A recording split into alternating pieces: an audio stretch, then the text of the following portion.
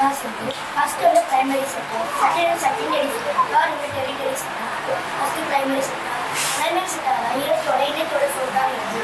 Agriculture என்னென்ன தொழில் பார்த்தோம்னா அக்ரிகல்ச்சர், மைனிங், ஃபிஷ்ஷிங், ஃபாரஸ்ட்ரி, இதெல்லாம் இருக்குது. இதில் முக்கியமான தொழில் எதுனா அக்ரிகல்ச்சர். விவசாயத்தில் இந்தியாவோட பொருளாதாரத்தில் தனியாக மக்கள் வேலை வாய்ப்பு இருக்காங்கன்னா 50-60 அடுத்தது செகண்ட் இது வந்து ஒரு 10 தொழில் தமிழ் சொல்லலாம்.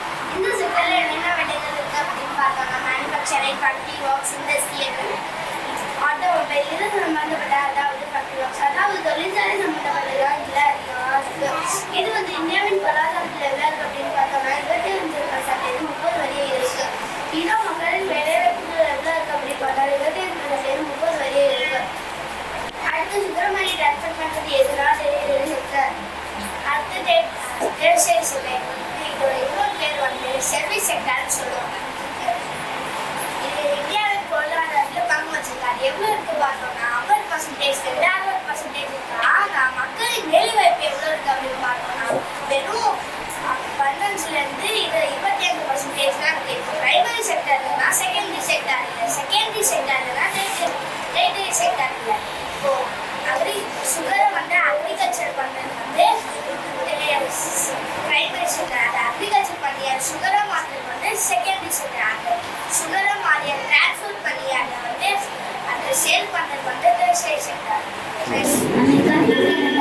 ஏற்பட்ட அணைகள் அந்த அரசாங்கம் பிரிக்கப்பட்டுள்ளது. இன்னும் பல ஆயிரம் அணைகளை இடிப்பதற்கு முடிவு செய்துள்ளது. அதற்கு காரணம் மீன்களின் வாழ்க்கை சுழற்சி. அந்த நாட்டில் மொத்த மின்சார உற்பத்தி 6% மின்சாரம் அணைகளிலிருந்து தான் பெறப்படுகிறது. அப்படி இருந்த இவர்கள் அணைகளை இடிக்கிறார்கள். அமெரிக்காவில் உள்ள சால்மன் வகை மீன் மிகவும் பிரபலமானது. அவைகள் நல்ல தண்ணீரில் முட்டையிட்டு உப்பு தண்ணியில் வளரும். மீண்டும் அவைகள் குளிர்ந்த தண்ணீரிலே முட்டையிட்டு பின்பு இறந்துவிடும். இந்த வாழ்க்கை சுழற்சிக்கு அணைகள் இடைஞ்சலாக இருக்கின்றன. அதற்காக அணைகளை இடிக்கிறார்கள்.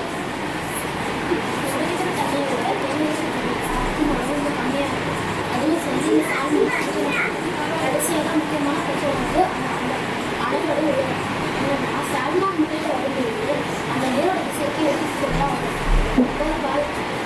அப்படி ஏதாச்சும் மேலமான பாறை இருக்குது, இந்த மேலுக்குலாம் அதை தாண்டி வரும். அணை கட்டும்போது அணையோட ரொம்ப அதிகமாக அப்போ எல்லாருக்கும் அதை தாண்டி அதிகமாக கேட்டால் வாய்ப்பு கம்மி. அந்த மீன்கள் மட்டும் இல்லாமல் பெருசாக இருக்கிற மீன்களையும் பார்த்து, ஏன்னா அதை தாண்டி போச்சுன்னா தான் அவங்க இடத்துக்கு போய் தேட முடியும். அதுக்கு ஒரு காலத்து இது வாய்ப்பு ஆரம்பத்தில் பார்த்துக்கலாம் பேக்கெட்லேயும் கிடையாது. என்ன பண்ணுறீங்கன்னா அனைத்து சைட்டில் ஒரு பாதை ஒரு வட்டி மீன் போகாது.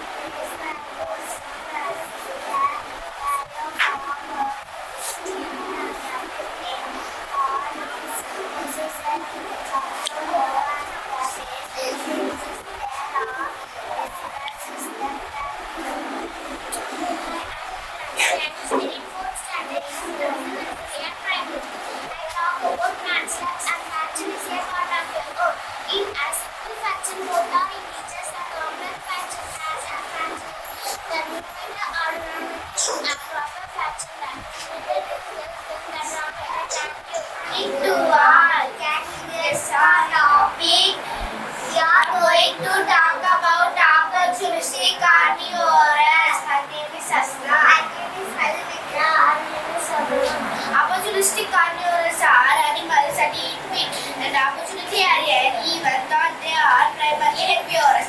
Some example of opportunistic domestic carnivores include deer, cow, goat, chicken, and ducks. Herbivores are animals that stay on plant-based diet for nutrients. They have digestive system that specifically the slow and through process used to break down plant fibers, while the teeth are flat and used for grinding plates.